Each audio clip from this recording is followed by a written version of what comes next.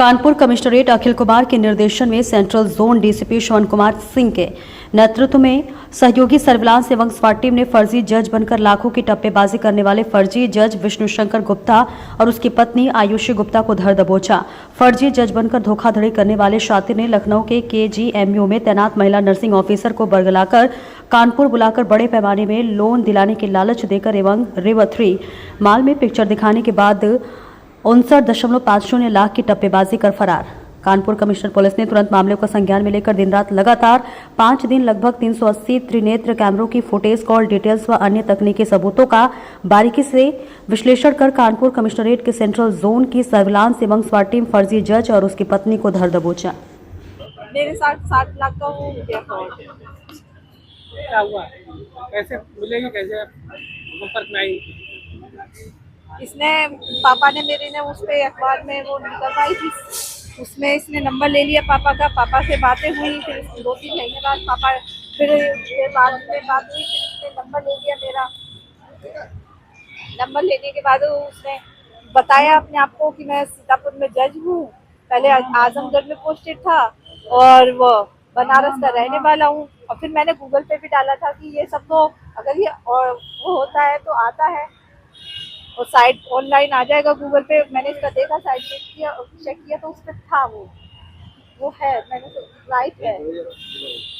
लेकिन जब ये इससे कॉल करके इसने अपना बताया कि मुझे ये गाड़ी चाहिए, वो चाहिए, कि मैं इतने पैसे दिखा नहीं सकता हूँ, मेरे पास तो बहुत सारा पैसा होता है लेकिन मैं दिखा नहीं सकता हूँ उस पैसे के लिए, तो तुम ये करो कि लोन ले लो, फिर उसके बाद हम वो तुम्हारा वो सब कर देंगे, लोन भी तुम्हारा 2 साल में कंप्लीट हो जाएगा। कितना लोन लिया? 45 लाख। क्या वो सारा पैसा इसी पे है और मेरा सेविंग भी इसी पे है। आपको पता कैसे चला कि आप ठगी का शिकार हो गए?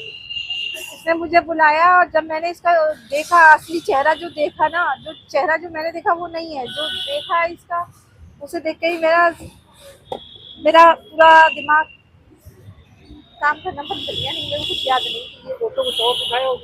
हाँ, पुलिस वाला क्या कौन सी गाड़ी से आता? क्या लोगो लगाता था? मैंने इसको फर्स्ट टाइम देखा था यहाँ पे। ये किस संबंध में खुलासा किया है? देखिए, एक पीड़िता हैं, महिला नर्सिंग ऑफिसर हैं किंग जॉर्ज मेडिकल कॉलेज में। इनके साथ एक बड़ी घटना हुई जिसमें ये हमने 43 लाख रुपए बरामद किया है और इन्होंने मैट्रिमोनियल साइट पे जा कर के एक साइट पे एक लड़के से इनकी बातचीत हुई। लड़के ने कहा कि मैं जुडिशल मजिस्ट्रेट हूँ आजमगढ़ में, फिर सीतापुर में बताया और इस तरीके से इनकी चैट हुई। फिर उन्होंने कहा कि मुझे लग्जरी गाड़ी चाहिए। इन्होंने लगभग 45 लाख का लोन लिया और लोन लेने के बाद जब ये यहाँ पे मिलने के लिए आई, महिला ने कहा कि मुझे डाउट तो हो रहा था लेकिन इतना नहीं डाउट हुआ क्योंकि वो वीडियो कॉल नहीं करता था। ये जब लेने आई फिर रेवमाल में गई और उन्होंने कहा कि पैसा रख दो गाड़ी में और 59,50,000 रुपया लेकर के फरार। पहले 1-2 जगह गई और फिर मेरे पास आई। मेरे पास जैसे ही आई मैंने इनको सुना और सुनते भी लगा कि बड़ा गंभीर घटना है। तत्काल वरिष्ठ अधिकारियों के संज्ञान में लाया, तत्काल मुकदमा लिखवाया, अपनी सर्विलांस टीम को बुलाई, इनको ब्रीफ किया, इंस्पेक्टर कर्नलगंज को बताया, हमारी सर्विलांस की टीम के पवन उनकी पूरी टीम लगी रही। 2 दिन तक हमने एविडेंस कलेक्ट किया क्योंकि मोबाइल से कोई डाटा हमको नहीं मिल पा रहा था। लेकिन जो इस शहर के लिए सबसे बड़ी देन है कि ऑपरेशन त्रिनेत्र और हलगर कैमरा, जो पुलिस कमिश्नर साहब का जो एक महाअभियान चला था, उससे हमको बहुत सारी फुटेज मिली और उस फुटेज से हमने गाड़ी आइडेंटिफाई किया। हम 24 घंटे गाड़ी को रेकिंग करते रहे कि गाड़ी में कोई आए बैठे, तब हम उसके बाद फिर आगे जगह पे जाएं। गाड़ी एक जगह हाथे में खड़ी थी, जब ये गाड़ी में बैठा वो गाड़ी लेके जाने लगा, फिर हमने जब इसको कस्टडी में लिया तो इसने अपने को बड़ा बताया कि मैं सुप्रीम कोर्ट में वकील हूँ, हाई कोर्ट में वकील हूँ। तमाम इसने पुलिस को गिरफ्त में लेने का प्रयास किया लेकिन पुलिस ने किया। जब घर पे गए तो इसने 2 बड़े-बड़े कुत्ते पाल रखे थे, वहाँ पे पुलिस को इसने छोड़ा, ये लोग भागे, फिर घर को कार्डन किया। फाइनली हम लोगों ने जब पूरी इसको करी तो जो पैसा था इससे बरामद हुआ है।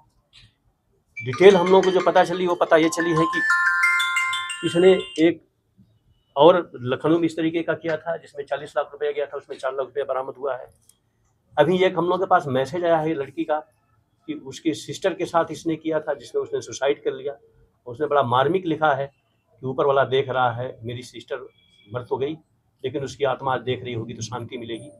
तो इस तरीके का इसने मतलब विभत्स काम किया है। और ये जो लड़की है जो बरामद हुई है महिला अपराधी, इससे भी इसने 6 लाख रुपया ठगा और फिर इनमें आपस में अनबन हुई, तलाक भी हुआ, लेकिन फिर भी साथ रह रहे हैं। तो एक बड़ा नोटोरियस टाइप का ये क्राइम किया है इसने। और जो पीड़िता हैं उनको हम लोग न्याय देने में सक्षम हो पाए कि हमने उनका मोर देन 65% 70% के आसपास पैसा बरामद किया। टीम अभी हमारी लगी है, बाकी भी हम बरामद करेंगे। सर, जो आरोपी पकड़ा गया इसका प्रोफाइल क्या है, क्या करता है? ये नवाबगंज का रहने वाला है यहीं का, और इसकी पहली पत्नी से एक तलाक चल रहा था, लेकिन साथ ही रह गया। आप वीडियो देखेंगे, टाई वाई लगा के, मास्क लगा करके इस तरीके से बनता है, गेटअप बनाता है कि जैसे ऑफिसर्स हैं, और ऑफिसर्स बन करके जाहिर सी बात है उस डिपार्टमेंट को चुनता है जिसको उसका इम्पैक्ट जाए, और इम्पैक्ट जाने के बाद फिर वो लोगों को फेवर में लेता है। या अभी भी इसकी 7-8 लड़कियों से जैसा हम लोगों ने देखा है, बातचीत चल रही है, जाहिर सी बात होगा उसने झांसा दे रखा होगा। ये गंभीर है, और मैं आपके माध्यम से अपील भी करना चाहूँगा, सोशल साइट पे इस तरीके की जो लोग मैट्रिमोनियल साइट देख रहे हैं, तो इस बात में झांसे में नहीं आए कि कोई अगर आदमी आइडेंटिटी दे रहा है, वो ऑफिसर है चाहे किसी डिपार्टमेंट का है, तो उससे अलर्ट रहे।